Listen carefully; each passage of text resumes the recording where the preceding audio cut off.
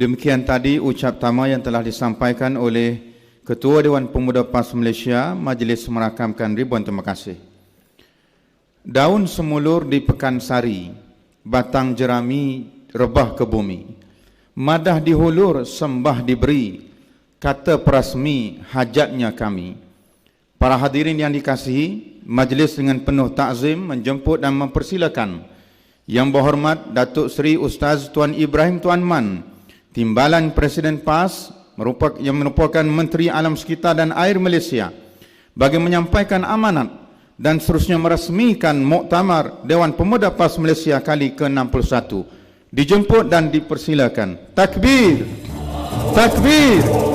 Takbir!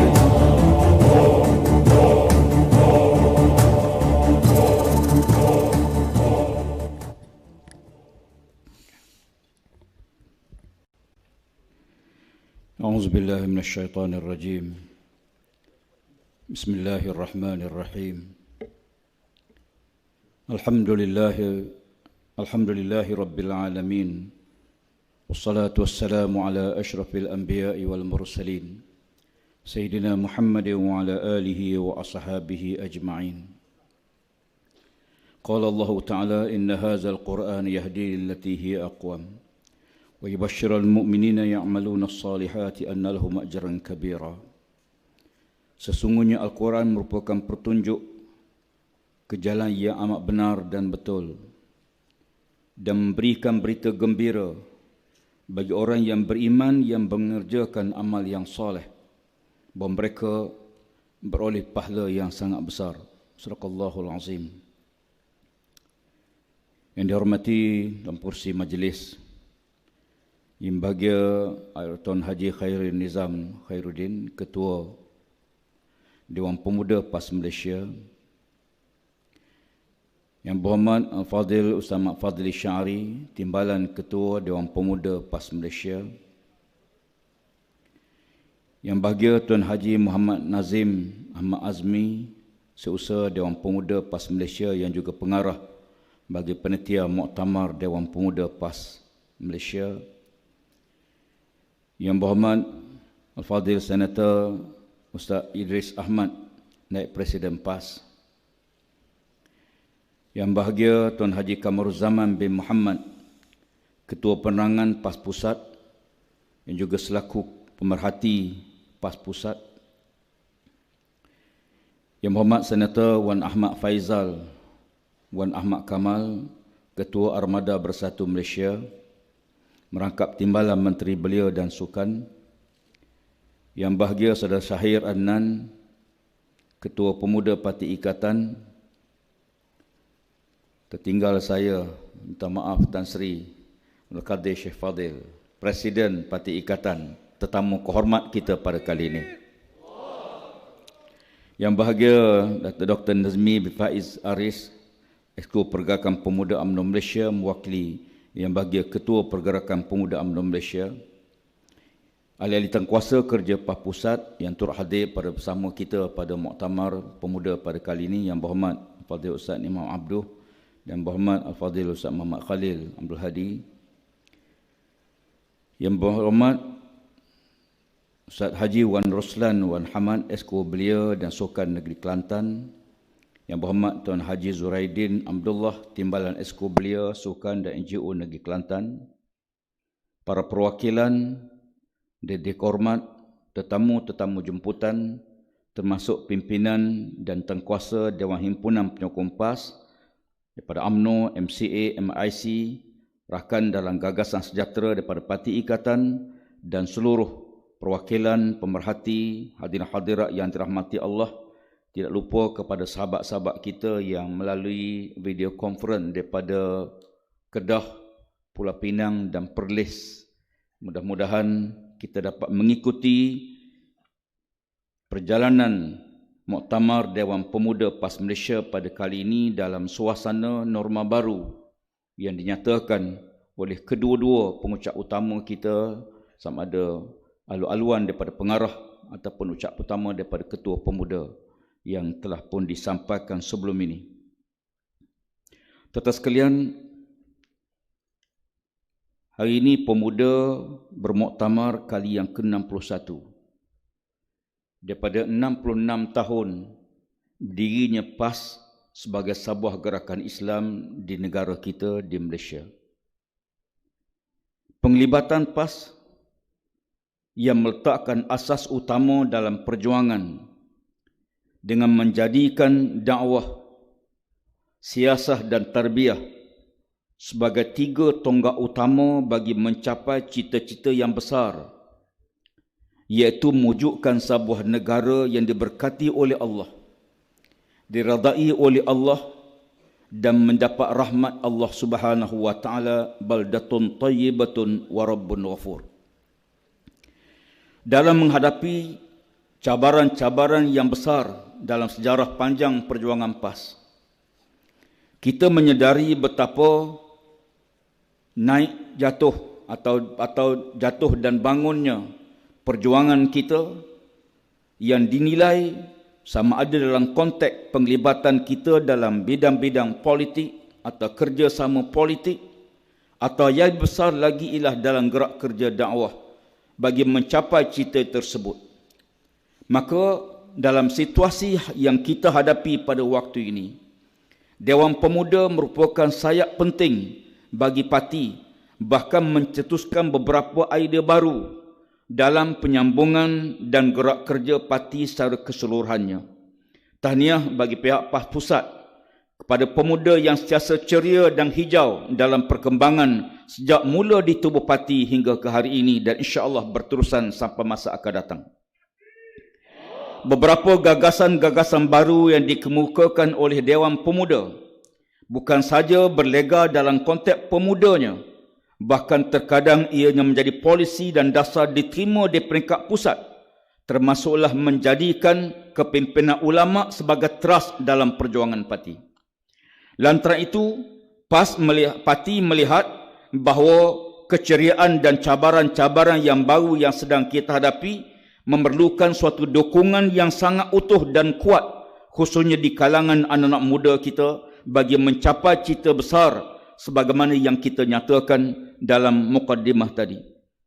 Para perwakilan pemerhati dan hormat tuan-tuan sekalian, dalam menghadapi cabaran norma baru yang kita hadapi, kita menyedari betapa norma baru COVID-19 telah pun mengubah segala paradigma dunia keseluruhannya, sama ada dalam pendekatan ekonomi, pekerjaan, perhubungan, bahkan dia meliputi aspek-aspek keagamaan yang memerlukan suatu penelitian dan persediaan yang kukuh dan rapi kepada perubahan-perubahan tersebut. Kita menyedari bahawa norma baru yang kita alami pada waktu ini mungkin mengambil masa yang sangat lama, bahkan saya penuh yakin percaya dia akan menukarkan norma lama yang kita tidak mungkin lagi balik kepada norma tersebut. Persiapan ini memerlukan suatu anjakan besar dari sudut persiapan parti, bahkan jentera dalam menghadapi pilihan raya atau pendekatan dalam konteks dakwah. Maka oleh kerana itu, dalam menghadapi situasi yang baru yang sedang dialami hari ini, dunia masih lagi meraba-raba mencari vaksin terbaik bagi mengatasi cabaran tersebut. WHO meramalkan kemungkinan dalam tempoh 2 tahun barulah vaksin dapat ditemui. Namun perkembangan mutakhir ini dengan suatu anjakan ataupun virus yang disebut sebagai yang sangat luar biasa berkembang. Sebagai contoh, apa yang sedang berlaku di India 2-3 hari lepas membuktikan kepada kita dunia sebenarnya masih lagi tidak selamat dalam situasi cabaran COVID-19. Oleh kerana itu, sebagai sebuah gerakan Islam, PAS bukan saja perlu berhadapan dengan cabaran, tetapi perlu menyediakan kelengkapan diri bagi menghadapi cabaran-cabaran yang dijangka dan yang tidak dijangka. Sehubungan dengan itu, beberapa perkara asas bagi mencapai cita-cita ini perlu dilaksanakan dan digerakkan dengan sebaik mungkin. Di antara persiapan yang perlu ada pada kita, khusus di kalangan Dewan Pemuda dan dewan-dewan dalam parti, kita telah pun melakukan suatu anjakan besar dalam konteks politik setelah berlakunya pilihan raya ke-14. PAS bersama dengan rakan kita Gagasan Sejahtera merupakan suatu komponen bersama-sama dengan UMNO, dan insya-Allah kalau ikutkan jadual asalnya pada 14 hari bulan ini kita menyambut ulang tahun pertama Muafakat Nasional, di mana kita menerima kehadiran parti Bersatu sebagai komponen penting dalam Muafakat Nasional. Walau bagaimanapun, sambutan itu terpaksa ditangguh kerana menghadapi pilihan raya yang diadakan di Sabah pada waktu ini. Tuan-tuan sekalian, dalam menghadapi cabaran politik yang serba yang disebut sebagai cacar merba mutakhir ini, yang menyebabkan suatu polemik baru khusus di kalangan anak muda, bila mana 23% kajian mendapati pemuda telah pun rasa muak dengan situasi politik yang ada pada waktu ini. Kita perlu menterjemahkan penyelesaian kepada kemelut tersebut. Walaupun PAS di antara parti yang awal memfailkan di mahkamah supaya agenda lompat parti atau meninggalkan parti asal dapat dicegah, tetapi mahkamah menolak kerana dia bercanggah dengan perlembagaan persekutuan. Namun apa yang penting kepada kita dalam menguruskan perubahan tersebut ialah suatu anjakan di kalangan generasi muda yang sedang melanda dunia seluruhnya, yang kita perlu menyedari dan perlu kita merasai, di mana suatu trend baru di kalangan anak muda yang membentuk suatu muafakat politik di kalangan anak muda bagi menerjui negara. Dan ini sedang berlaku di kebanyakan negara, dan dia sedang juga berlaku dalam konteks negara kita di Malaysia pada waktu ini.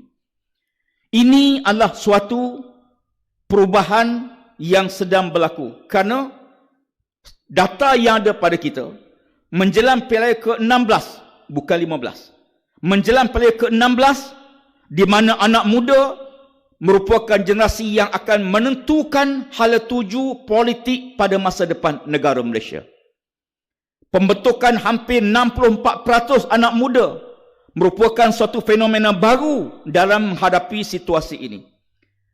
Peningkatan generasi tua, kebanyakan negara-negara di dunia yang memperlihatkan kepada kita bagaimana generasi muda mengambil alih dalam pendekatan politik, menerajui, bahkan menjadi presiden, menjadi menteri-menteri dalam usia yang sangat muda di kebanyakan negara dunia.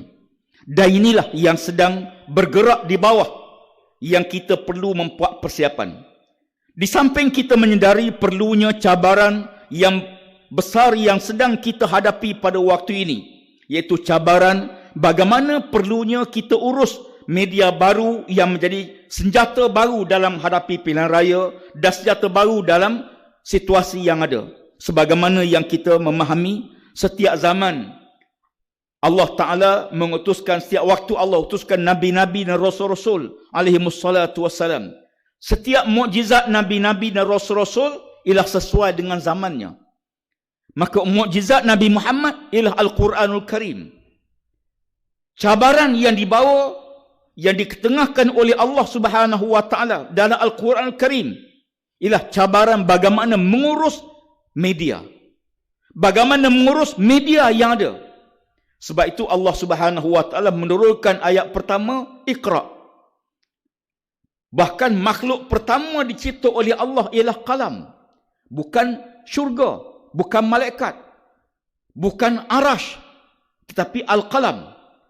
Berdasarkan hadis sahih, bahawa makhluk pertama dicipta oleh Allah ialah qalam, dan ayat pertama turun ialah Iqra bismi rabbikal ladzi khalaq khalaqal insana min 'alaq Iqra wa rabbukal akram ladzi 'allama bil qalam. Menghadapi cabaran ini, parti melihat perlunya diurus dengan penuh tersusun bagaimana kita menghadapi senjata cabaran media baru yang perlu ditangani dengan penuh hemah dan penuh cermat. kecelaruan dalam media baru yang tidak lagi melihat kepada fakta kebenaran sesuatu maklumat disebarkan, fitnah yang melampau yang berlaku dalam media sosial sehingga seseorang menjadi bahan